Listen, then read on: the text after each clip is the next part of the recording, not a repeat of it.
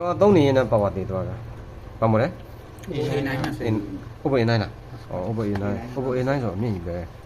့တော့3နေရနဲ့ power တည်သွားတယ်ဆိုတော့3နေရနဲ့ power တည်သွားတဲ့အနေထားမှာကျွန်တော်တို့က number 1 power of thinking လို့ပြောတဲ့အတွက် power of seeing လို့ပြောတဲ့အတွက်မျက်စိနဲ့အရင်မြင်အောင်ကြည့်ရမယ်ဟုတ်ပြီနော်မျက်စိနဲ့မြင်အောင်ကြည့်တဲ့အခါမှာကျွန်တော်တို့ဒီမှာပါရှိတယ်တန်ဖုံးလေးတွေရှက်ဒီမှာပါရှိတယ်တန်ဖုံးလေးတွေရှက်အဲ့တော့ gain ဆော့ပြီးတော့ထုရင်လည်းထုပလိုက်မှာပေါ့ဒီကောင်ကဟုတ်တယ်နော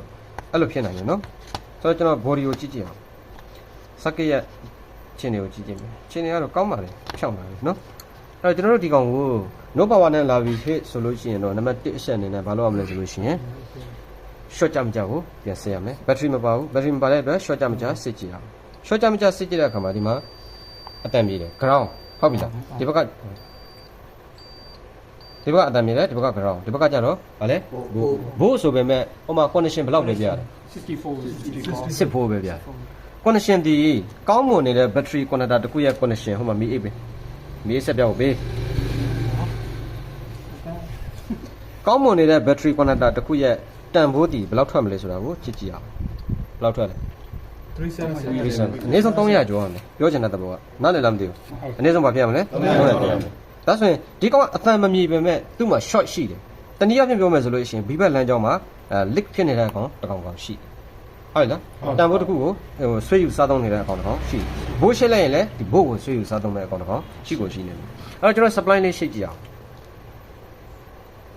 supply လေးရှိကြည့်မယ်ဆိုတော့ကျွန်တော် supply ကြိုးလေးပြပါ supply လေးရှိကြည့်မယ်ဆိုတော့ supply လေးကိုကျွန်တော်ဒီမှာအနီထောက်တန်လေးကိုကျွန်တော်ထောက်ကြည့်မယ်ညံလားမသိဘူးအနီလေးကိုဒီမှာရှိပြီးလို့ရှိရင်ကျွန်တော် supply ကိုကြည့်မယ်နော် supply ကိုကြည့်မယ်နော်ဘာဖြစ်သွားလဲဘာလဲ ampere တန်းဆွဲနေဟုတ် ampere တန်းဆွဲပြီးတော့အပေါ်ကဘို့ဒီ 4.0 လောက်ထိကျွန်တော်တို့ဆင်းသွားတာကိုတွေ့ရနားလားမသိဘူး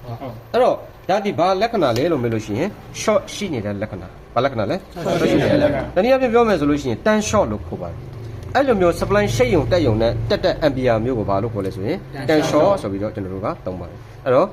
tan short ဆိုတာဘာလဲလို့မေးလို့ရှိရင် power supply ရှိလိုက်ယုံနဲ့ ampere တန်းဆွဲဆိုတော့ tan short ကဘယ်နေရာတွေမှာအဖြစ်များသလဲငါတို့သွားကြည့်အောင်tan short ဒီဘယ်နေရာတွေမှာအဖြစ်များလဲဆိုလို့ရှိရင်နံပါတ်1ဖုန်းတစ်လုံးရဲ့ theory ရကြည့်မယ် battery connector အပေါင်းကုန်ကနေ B back ဆိုတဲ့လမ်းကြောင်းတစ်ခုထွက်လာပါတယ်အဲ့ဒီလမ်းကြောင်းဒီဘက်တွေကိုဝင်သွားလဲဆိုလို့ရှိရင် CHD လမ်းကြောင်းတွေကိုဝင်တယ် CHD လမ်းကြောင်းကနေဘယ်ကိုပေးလဲ point တစ်လုံးကိုတန်းဆက်ပြီးတော့ဘယ်ကိုပေးမှာ main PMU ကိုပေး PMU ကိုပေးညအောင်တယ်ညရနော် PMU ကိုပေးအဲ့ PMU ကနေဘာထွက်မလဲဆိုလို့ရှိရင် power up system logic တဘောရ power key ကိုနှိမ့်လိုက်တဲ့အခါမှာ power key ကိုနှိမ့်လိုက်တဲ့အခါမှာဒီ point power IC ဘေးမှာရှိတဲ့ပတ်လေးမှာရှိတဲ့ back point တွေကနေပို့ထုတ်ပြီးတော့ CPU ကိုလှမ်းပေးပြီးတော့ power ကိုနိုးစေတယ်ဆိုတော့ဒီအထက်မှာပဲကျွန်တော်တို့ကြည့်အောင် B back ဒီဘယ်ထည့်ဝင်တယ်လို့ပြောလဲရှာကြရည်တွေဒါဆိုရင်ဒီလမ်းကြောင်းဒီဘာပဲလဲအဝင်ဖို့လမ်းကြောင်းအဲ့ B back ကိုပဲတစ်ဆင့်မြင့်တင်ပြီးတော့ VPH အနေနဲ့ထုတ်တယ်အဲ့ VPH ဆိုတာဒီဘာဖြစ်သွားလဲဘော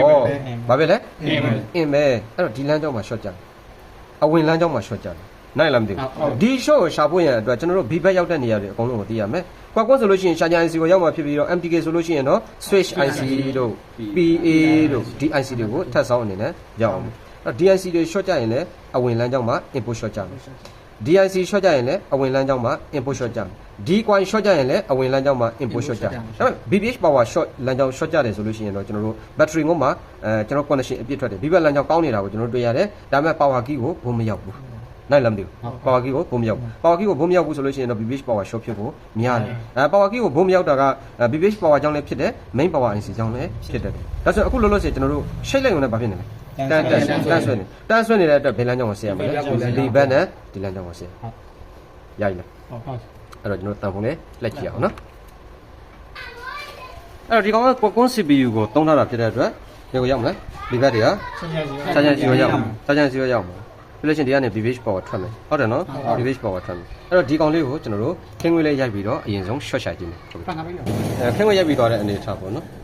်ခင်းခွေးရိုက်ပြီးသွားတဲ့အနေထားမှာကျွန်တော်တို့ supply လေးတစ်ချက်ထောက်ကြည့်အောင်5 ampere supply နဲ့ပဲထောက်မယ် short ရှာတာကို2 ampere နဲ့ရှာလို့မရပါဘူးဇာတ်နိုင်တစ်ချက်မှာ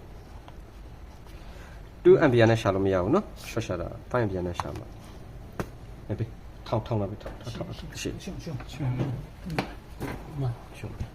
အဲ့အကွေးတွေကလက်မတည့်ဘူးလက်မတင်လို့ခါကြအဲ့တော့ကျွန်တော်ဒီမှာ B ဘက်လမ်းကြောင်း short ရှာတယ်ဆိုတာဟုတ်တာ short ရှာတယ်ဆိုတာဘာမှအထွေထူးမဟုတ်ဘူး short ရှာတယ်ဆိုတာဘာလဲအပေါင်းအနှုတ်ကိုမှန်အောင်ရှင်းလိုက်တာ နိုင်လားမသိဘူး MPS ဆွဲသွားမှာမလား MPS ဆွဲသွားတဲ့အချိန်မှာပူတဲ့အကောင်ကပျော်ဆင်းလာဒီခင်းခွဲကပျော်ဆင်းလာအဲစံပြဟောဒီကနေရှာကြံစီကနေဖြစ်နေတာရှာကြံစီလစ်နေနိုင်လားမသိဘူးအဲရှာကြံစီကိုလဲကြီးမှာပဲအဆင်ပြေမှာအဲကျွန်တော်နောက်တစ်ခေါက်လောက်ထောက်ကြည့်မယ်နောက်တစ်ခေါက်လောက်ကြည့်ရှင်လေဆိုတော့နောက်တစ်ခေါက်ထောက်ကြည့်မယ်နောက်ဒီမှာပဲအပေါင်းကုန်ပါပဲရှင်းဟော ICT တောင်းဆောင်ကနေဒီဘက်ကိုဝဲပြီးတော့ပူသွားတာနိုင်လားမသိဘူးဆိုတော့ပြောချင်တဲ့သဘောကရောင်းထားတဲ့ဖုန်းက3နေရင်းနဲ့တည်သွားတယ်ဆိုတော့ short ကျသွားလို့ပေါ့တနည်းအားဖြင့်ပြောမယ်ဆိုလို့ရှိရင်သူအပင်းကျိုးကိုထိုးပြီးတော့တောက်လျှောက်သုံးနေတဲ့အနေအထားမျိုးမှာရှာကြံ IC လောင်နေတယ်နော်ရည်နော်အဲ့တော့ DNC ကိုဘာလုပ်မှာလဲလဲကြည့်ရမယ်နော် report တော့မဟုတ်လဲကြည့်ရမယ်နော်အားလုံးကိုကျေးဇူးတင်ပါတယ်ခင်ဗျဒါကတော့ကျွန်တော်ကောင်လေးတယောက်ရဲ့ဖုန်းပေါ့နော်